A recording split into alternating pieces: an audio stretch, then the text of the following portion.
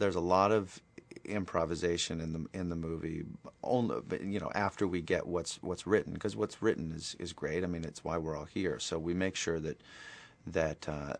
we do that, and then afterwards, again, since it's a three-headed thing, and it's in this, you know, this three shot where we're all in it together. You can talk over one another and sort of get that conversational kind of rhythm that when people naturally talk over one another, that you can't do if you single people off. But if you have it in a group, then you can really find those, you know, those rhythms and things like that. So we do a lot of that. I don't know how much of it's going to make in the, you know, show up in the movie, but there's some funny stuff in there that I'm sure Seth will cherry pick. You know, Seth is a very, very nice person, and as boring as that sounds, it's so important on a set, especially a comedy, when, you know, you want to keep things light and you want to feel sort of, you know, it's cliche, but you want to feel safe, because, you know, I mean, comedy is kind of making a fool of yourself, you know, and you don't really get a lot of laughs if you don't pull your pants down, and so you want to feel safe to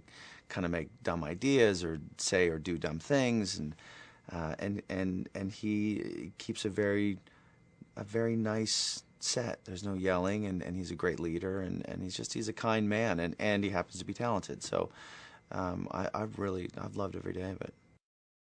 The writers did a really good job of kind of creating that three-headed beast, and the three of us, I hope, found a way to kind of, I don't want to make hacky analogies, but here goes. You know, like with a TV, when you have like a red, a green, and a blue color, and it makes all the other colors. So we kind of figured out who's going to do each one. And so when the three of us are together, it works, you know, it becomes one character, I guess. And Seth Gordon, the director, kind of figured out very early that to shoot it always kind of in a three-shot and not use a lot of singles, because it is kind of one character, the three of us together. The script was just a really funny read. It was very linear. You know, it was like one thing led to the next, led to the next, led to the next, and you almost thought, well, I kind of know what's going to happen next, and you really kind of don't. I kept thinking it was going to be predictable, and it wasn't. I kept thinking it was going to be too broad, and it wasn't. I mean, it was, but the broadness is done in such a way that is normal for these characters that it works. It's just I was laughing a lot more than I thought I was going to, and a lot more than I wanted to. And so I said, well, you know, I gave it to a couple of people. I said, am I nuts? But I really think I love this. And they said, no, it's really funny. And here I am.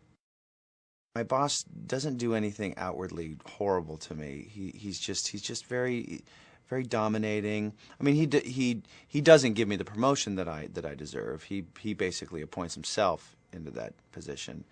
But I think it's an aggregate of sort of dominating and emasculating and all that stuff. And my guys just kind of had it.